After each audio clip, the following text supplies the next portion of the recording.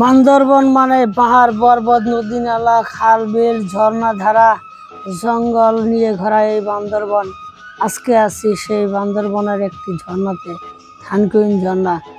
এই থানকুনি ঝর্ণাটি আলীকদম থানার এই দুসরি বাজারের খুব কাছেই আপনি থানকুনি ঝর্ণা দেখার মতো একটা পরিবেশ, সুন্দর একটা ঝর্ণা। এই যে আমি একটু উপর থেকে দেখাই, দেখেন অনেক দূর থেকে হয়তো পাহাড় থেকে এই যে ঝর্ণা, স্বচ্ছ পানির এই ঝর্ণায় দেখেন, এই যে ঝর্ণা স্বচ্ছ পানি এখান থেকে আসছে আর গোলাপানা ওই যে দেখেন এই যে নিচে গোসল করতেছে। সুন্দর একটা পরিবেশ থানকুনি এই ঝর্ণা।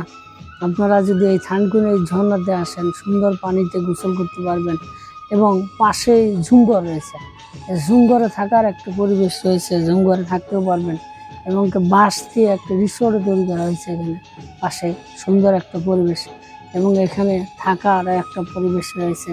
আপনারা যারা বান্দরবনে আসতে চান তারা এখান দিয়ে আপনি অন্যান্য জায়গায় বা অন্যান্য রিসোর্টে যাইতে পারবেন। তবে থানকুনির ঝর্ণাটা যদি আসেন দুসরি বাজার হয়ে আপনি এখানে চলে আসতে পারবেন।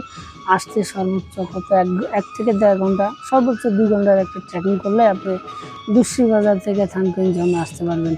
বান্দরবন থেকে কাকা ফ্রম ঢাকা।